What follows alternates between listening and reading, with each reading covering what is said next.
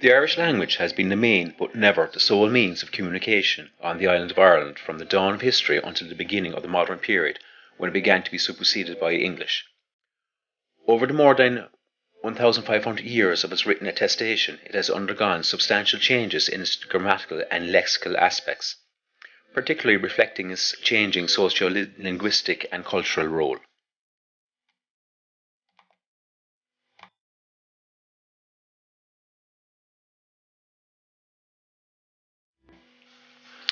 Irish is a Celtic language that, via Proto-Celtic, circa 1000 BCE, can be derived from the reconstructed Proto-Indo-European language that was spoken in the Neolithic circa 6000 years ago. Though this ancestry, Irish is very distinctly related to most European languages and to many more in the Near and Middle East.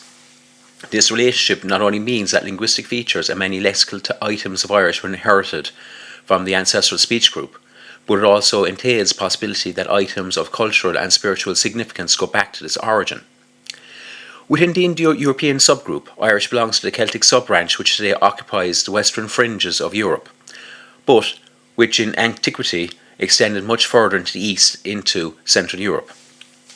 The closely related varieties of Gaelic languages outside of Ireland, Scottish Gaelic, historically speaking in the Highlands and the islands of Scotland, and Manx, an extinct but now a revitalised language on the Isle of Man, ultimately form a dialect continuum, especially with the northern varieties of Irish. The separation of these languages happened as late as the early Middle Ages, when colonists from Ireland crossed the Irish Sea and established permanent settlements in northern Britain and adjacent islands. Similar colonies from southern Ireland in southern parts of Britain, especially in Wales, do not survive into recorded history. The British Celtic languages, which is Welsh, Cornish and Breton, and the extinct ancient languages of the continent, especially Gaulish, Leptonic, Celtiberian, are more distantly related but provide essential information for the diachronic elucidation of Irish. The periods of attested Irish are traditionally divided into Proto-Gaeilge pre-4th century CE, Primitive Irish circa 4th to 6th centuries, Archaic Irish or Early Old Irish circa 7th century, Old Irish 8th to 9th centuries, Middle Irish 10th to 12th centuries, and Modern Irish from 1200 onwards. The latter in turn divided into Classical or Early Modern Irish pre-1650 and dialectically differentiated Modern Irish since the middle of the 17th century. For the entirety of attested linguistic stages up to Middle Irish, the cover term Early Irish is conveniently used. The alternative description of Old Irish for the history see Russell 2005 and 𝕸𝖎𝖘𝖍 2000 is 𝕸𝖎𝖘𝖍 in 1946, Pedestrian in 1909 and meán in 1994 and Stifter in 2009 provide supplementary information. The main lexicographic work for the language from Old Irish up to Classical Modern Irish, which would be early 17th century, is the Dictionary of the Irish Language, in its revised electronic version, which would be EDIL, or online at edil.qub.ac.uk/. The main etymological resource is 𝕸𝖎𝖘𝖙𝖔𝖗𝖐, or LEIA, unfinished as of yet. The prehistory of the Irish sound system and its transformations in the historic period are discussed in meán 1996. Any linguistic trait that deviates from the Old Irish standard but does not yet conform to the Classical Modern Irish standard is regarded as Middle Irish, circa 9000 to 1200. Irrespective of whether it is a genuine innovation or a hypercorrect aberration, as not infrequently happens. Because of its transitional character and the concomitant uncertainty and about the artisancy versus artificiality of many forms, the grammatical description of Middle Irish lags behind that of its ancestor and successor stages. Breathnach, 1993, is the most extensive description, besides a concise overview in meán 2005, and a study devoted to the changes in the verbal system in meán 1997.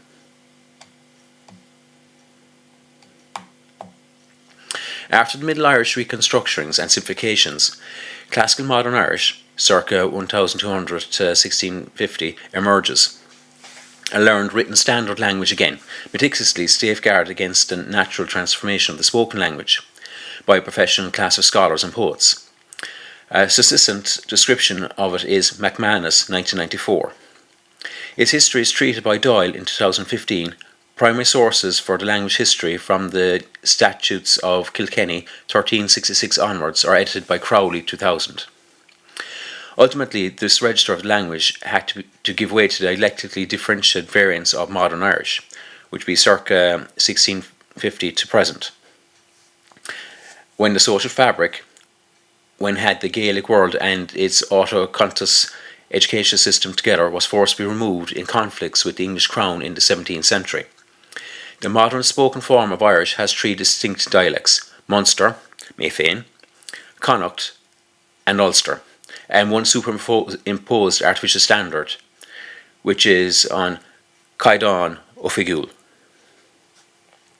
While the prehistoric Gaeilge can be reconstructed with the features of typical Indo-European inflectional language, similar in structure and behaviour to Latin or ancient Greek, or to its less well attested sister idiom Gaulish, massive phonological changes, especially lenotone, apoposcope, synscope of every second internal sibilant, palatalization, all meán, 1996, around the middle of the first millennium CE, coinciding roughly with comparable transformations in other languages on the British Isles and in Western Europe, caused a major shake-up of the morphology and morphosyntax that seriously affected the typological character of the language. As a consequence, Old Irish stands out with exceptionally intricate sound system that was only partially simplified in Middle and in Modern Irish. Morphologically, Old Irish can be characterised as an over-specifying language which encodes grammatical information that has no commutative or semantic significance, while adding at the same time to the morphological complexity. It is almost prototypical for a language whose behaviour cannot be described adequately by synchronic rules alone. It is notoriously complex surface allomorphies, especially in the inflectional morphology of verbs, but also in derivation, often receive elucidation only on the level of quite dissimilar underlying forms viewed from a diachronic perspective. In practice, what this means is that during their first language acquisition, native speakers of Old Irish had to memorise a vast number of seemingly aberrant inflectional forms, lacking straightforward synchronic rules to generate all of them. Naturally, such a disparity between underlying forms and surface representations must have exerted pressure on the speakers towards the simplification of the system. Irish shares grammatical characteristics with the British Celtic languages that set it apart from most European languages. The most conspicuous are: 1. Initial mutations. The initial sounds of words, especially consonants, undergo systematic changes that are triggered by grammatical properties of the preceding words, or occasionally by specific syntactic contexts. 2. Nominal, and to a slightly lesser degree verbal inflection, is frequently expressed or accompanied by changes of stem internal vowels and or by alterations of internal consonants. This behaviour places the language in an aerial context with other Northwest and Northern European languages. Over time, the amount of inflectional alterations have been reduced on a broad scale, but even in Modern Irish traces of this behaviour remain. 3. Syntactically, Old Irish had a strict head initial language, as illustrated by its verb-subject-word order, or by the fact that nominal attributes regularly below their head nouns. 4. A double set of endings on the inflection of verbs, creating a distinction between so-called absolute forms when verbs occur unmodified and conjunct forms when they are preceded by sentenceal or lexical particles. This feature is largely lost in the modern language. Despite traces of such a system in the British languages, it has been largely abandoned there already by the beginning of their written attestation. 5. Systematic cliticization of pronouns after verbs, proverbal particles and prepositions that led to a large-scale absence of stressed pronouns. This trend was reversed after the Old Irish period when a new independent pronouns arose, but clitic pronouns remain a notable feature in various grammatical environments. 6. A strict morphosyntactic distinction between stressed existential verb to be, or the so-called substantive verb, and unstressed copula. 7. Commutative emphasis on sentinel constituents is achieved by the process of movement and displacement, not by essential means. In the century after completion of the massive transformations that led to the creation of Old Irish, the rate of the language change slowed down, but it continued in the same trajectory. For example, reductions of unstressed syllables and concomital weakening of phonological oppositions. While the phonological changes during the historic period are moderate compared to prehistoric changes, their knock-on effect on the morphology nevertheless transformed the language decisively. Consequently, over the past 2 millennia, Irish has been moving from a syntactic to a more analytic type of language. In the recent past, under clear influence from English and through phenomena of language contact, especially through transference of structural features by non-native speakers. This development can be observed, for instance, in the slow demise of noun inflection, the replacement of nominal corresponding by nominal phrases with dependent genitives, and the reintroduction of personal pronouns that reduce the functional load on verbal endings. Old Irish is so far removed from modern Irish as Spanish or French are from Latin. Despite its marginal position in Western Europe, Ireland was in constant contact with other languages.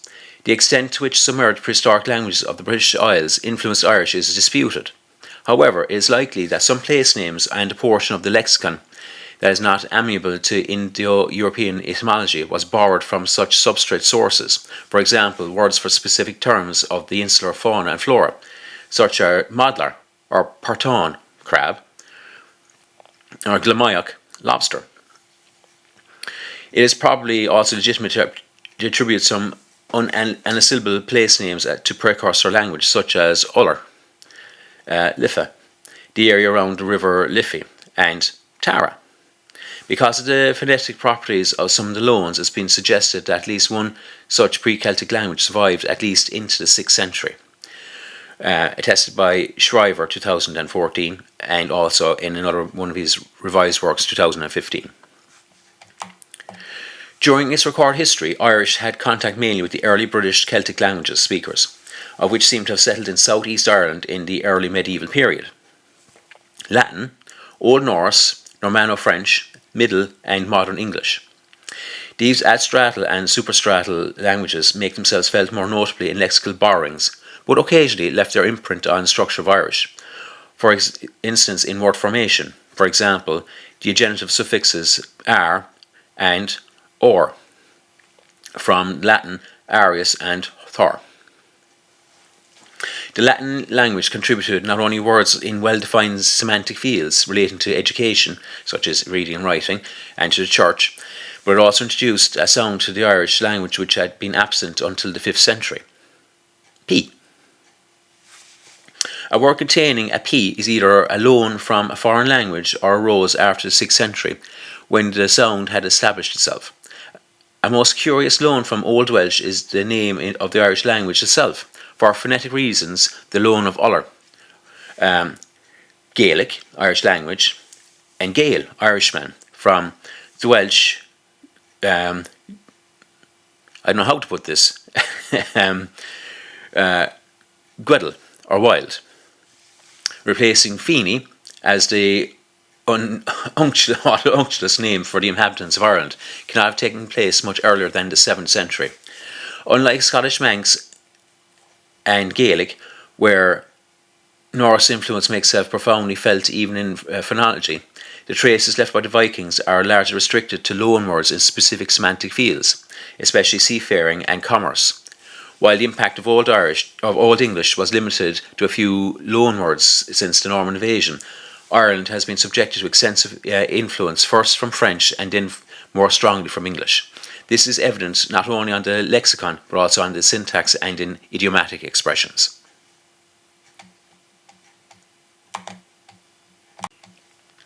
No written evidence remains on the Proto-Gaelic period, except for a few place names in Ptolemy's geography. The language of that time is only accessible through linguistic reconstruction.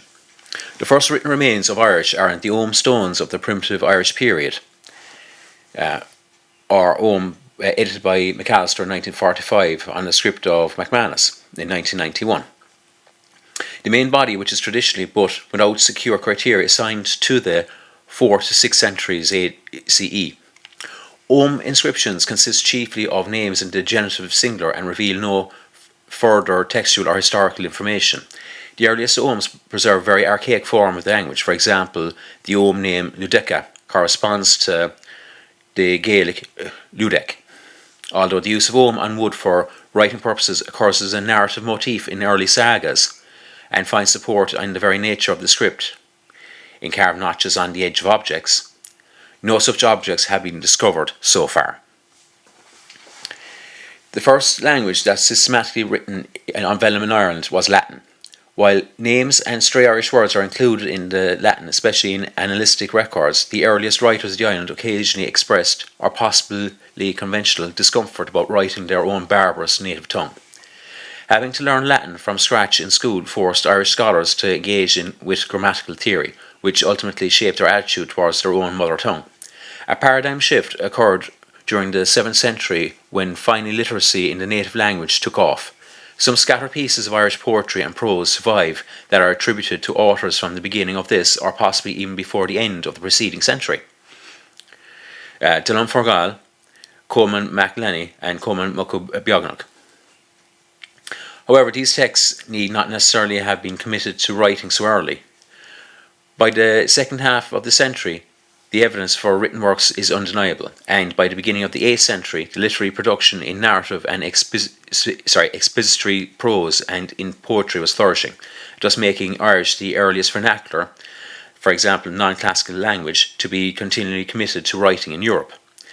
The 8th-7th centuries saw the codification of Irish law with collections such as Seanchas Mór, or the Great Tradition.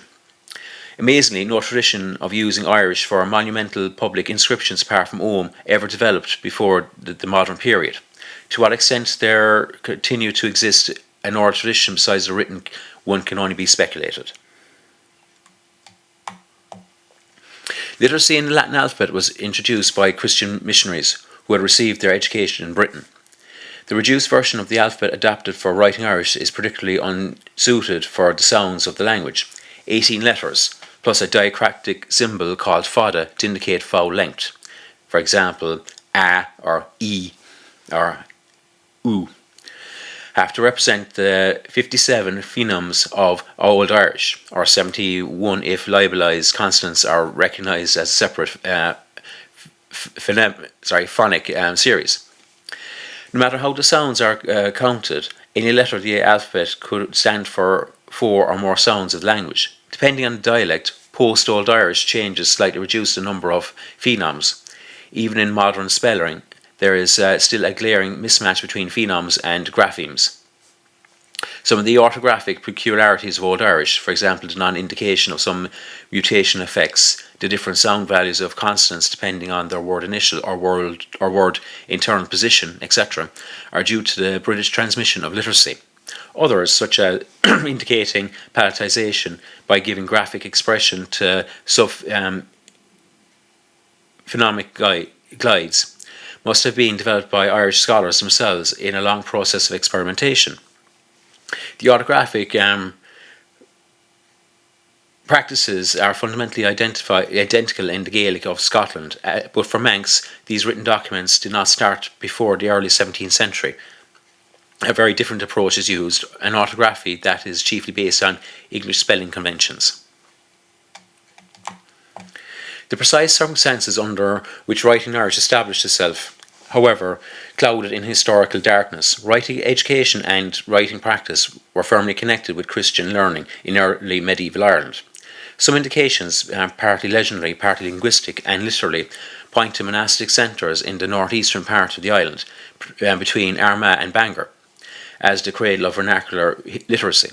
Despite the production of large amounts of literature already soon after its beginnings, no literary manuscripts from the early period remain, including, for example, the pioneer collection of saga literature in the now lost manuscript called 𝕬𝖎𝖘𝖙𝖔𝖗𝖐, or the Book of 𝕸𝖎𝖘𝖃. The only large contemporary witness of Old Irish are 3 Latin manuscripts from the 8th and 9th centuries. Würzburg, Milan, St. Gall, edited in this, that contain very extensive Old Irish interlinear glosses. In the wake of Irish missionary activities, these manuscripts were brought into the continent where they are now preserved. These glosses, to which can be added a number of other short texts and marginalia in manuscripts, form the basis of early modern grammatical description of classical Old Irish. The Old Irishness of texts in later manuscripts is commonly measured against this linguistic standard. Although a fair number of texts from early Old Irish survived, and abundantly from Old and Middle Irish, almost all of them are preserved only in much later manuscripts, sometimes 1,000 years younger than the texts themselves. The earliest extant manuscripts that contain more glosses are 𝕸𝖎𝖃, or the Book of the 𝕸𝖎𝖃, circa 1100, the Book of Leinster, circa 1160, and Rawlinson B502, circa the 1100s. They are very extensive collections of narrative literature, poetry, translations, and historical writing. After a gap of approximately 2 centuries, a gap which is partly due to the political and consequently cultural instability in the wake of the Norman invasion of Ireland, manuscripts start to appear in greater numbers from the 14th century onwards. The tradition of writing and copying manuscripts originally on the medium of vellum, but on paper in the modern period, runs right up to the 19th century, longer than most European countries. The number of extant manuscripts in the Irish language is huge, over 3,000. Most contain modern Irish texts. Manuscripts with early Irish material amount to a few hundred. The first printed book in the Irish language was produced in the reign of Elizabeth I, who personally donated the font for the printing press. The typeface was modelled in the local insular script and thus meant a conscious deviation from the European trend. This typeface remained in use for publications in the Irish language until the middle of the 20th century, although the practice of using Roman fonts to print Old Irish texts for scholarly purposes had already adopted in the 19th century.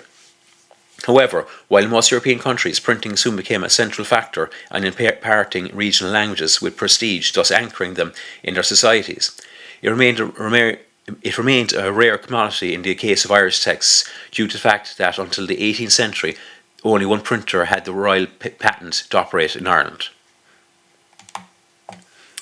The long duration of the literary tradition makes it a unique source for the investigation onto language change over time, but its value is hampered by 2 issues.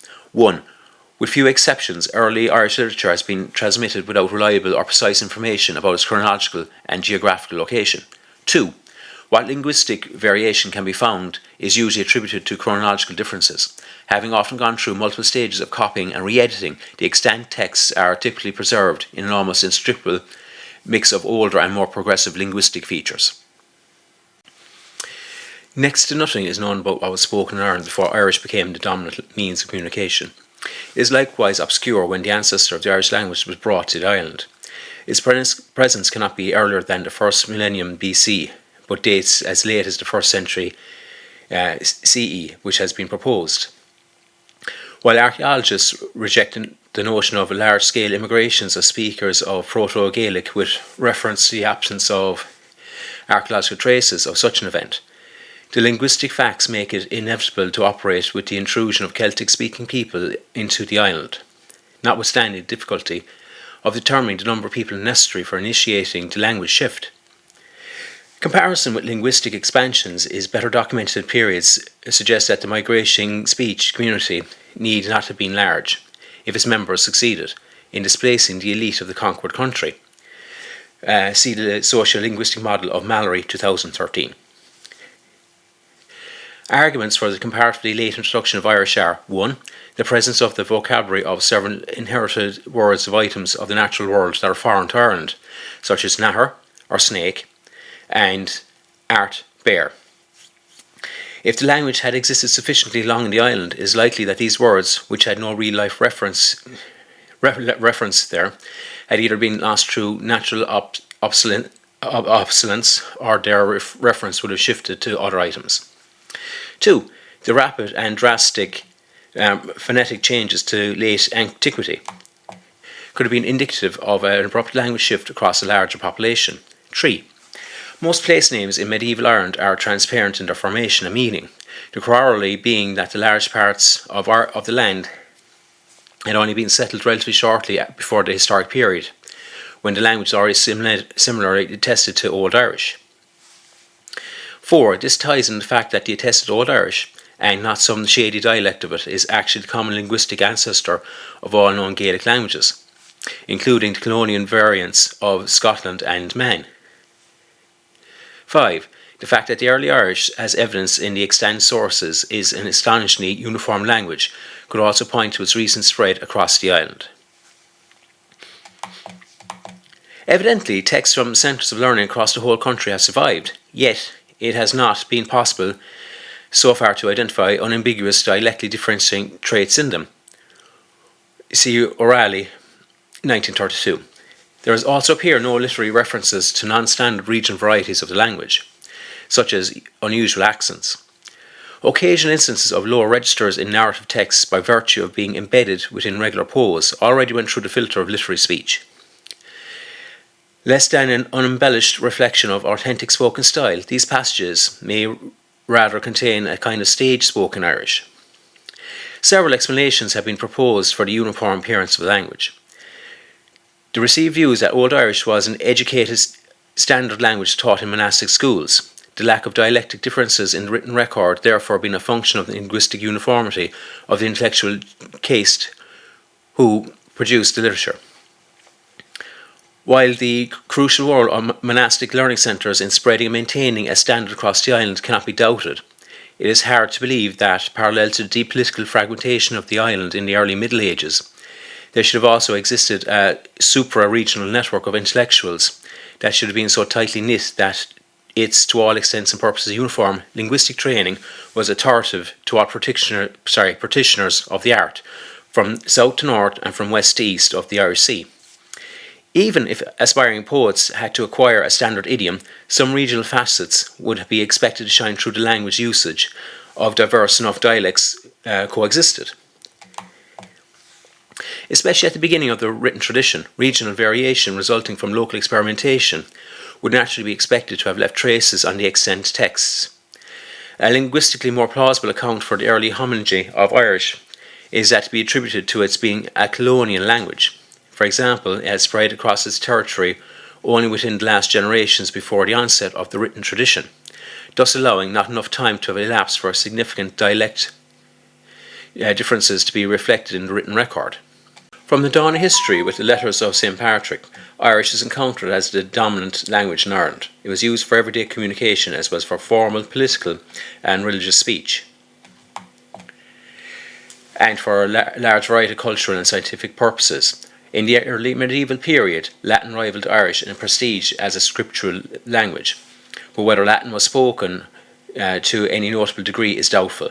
The very fact that key Latin manuscripts are accompanied by glossing in Irish is a telltale sign that even in the context of Latin learning, the medium of instruction was the native idiom. Until the early modern period, the language carried a high social prestige. Poets and other men of learning had to undergo years of sophisticated training in the native grammar, as can be gauged from texts like the Old Irish 𝕳𝖎𝖘𝖙𝖔𝖗𝖊, or the primers of the scholars, or the early modern Irish bardic grammatical texts. Such a system of schooling created a standardizing environment, albeit, as outlined above, perhaps not one that could be excluded all sorts of dialectical influence. The cultural respect afforded to the language is illustrated by ideological statements such as the one in 𝕳𝖎𝖘𝖙𝖔𝖗𝖊 that the Irish has been created in a deliberate intellectual effort by picking what was best of each of the 72 languages that God created at the dispersal of the nations at the Tower of Babel. The inherent claim of Irish being, if not identical with the language of paradise, then at least equivalent to a paradisical linguistic state, which will find little commendation among modern students struggling with the complexities of Old Irish. Interventions of politically and linguistically foreign powers with their immediate effects on the social fabric naturally also had repercussions on the language of Ireland. The first major intrusion of a new spoken language, Norse, to the island in the historic period happened with the arrival of the Vikings in 795.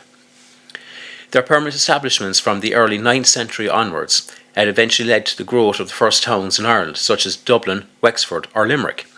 This set a pattern that in the long term turned out to be one of detrimental factor to the social position of Irish, because it spawned a socio-linguistic dichotomy between an Irish-speaking countryside and the towns, which, being the foundations of foreigners, held large proportions of non-Irish populations speaking Norse or, in the Middle Ages, French or English.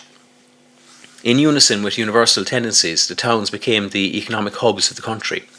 With the gradual urbanisation of societies on their way to modernity, this contributed to the social perception of Irish. It is conceivable that attacks by Vikings, but also by rival Irish bands, on monasteries and centres of learning had an impact on the standard language. No major changes are discernible in the early Viking years, although it is tempting to attribute some of the transformations from Old towards Middle Irish to the long-term effects on the educational infrastructure. The Battle of Clontarf in 1014 is seen as a turning point in the political role of Vikings in Ireland, even though their Norse language may conceivably have survived in centres like Dublin until the 13th centuries, when it had to succumb to pressure from the English. In the Middle Irish period, the gap between the written standard and the spoken language gradually widened, and the school system was not strong enough to bridge it. The concomitant conflict of grammars is deducible from the increase of aberrant forms of the written record, especially in the verbal system, where the complex morphology of Old Irish had been very early started on a slope towards simplification, although one should be careful not to map all instances of normal syncratic variation indiscriminately onto the diachronic trajectory. In any case, beneath the bewildering mix of old versus progressive, hypercorrect and artificial forms that can be encountered in Middle Irish texts, the general pull towards the grammatical principles of modern Irish is recognisable. The emergence of the latter as a new linguistic standard, which put literary production on a strictly regulated basis again, coincides roughly with the arrival of the Normans in 1169 and the consolidation of their power in the ensuing decades. With the intensification of internal communication in the High Middle Ages, the system of political and ecclesiastical organisation in Ireland was brought more into line with the rest of Europe. The reform of monasticism after the model of European orders was of particular importance for the further course of development of the native language. The Anglo-Norman reformers were not only unsympathetic towards the native system of ecclesiastical organisation, but they also objected to the use of Irish amongst the higher clergy. See 𝕳𝖎𝖘 1969. With the new big monastic houses detached themselves from the native learned tradition, Irish literary and legal scholarship and the transmission of manuscripts moved into the sphere of hereditary lay families who continued to foster this tradition until the end of the vernacular Gaelic culture in the 17th century. Under the patronage of the remaining native aristocracy, the literary production by this newly emerging class of bardic poets flourished.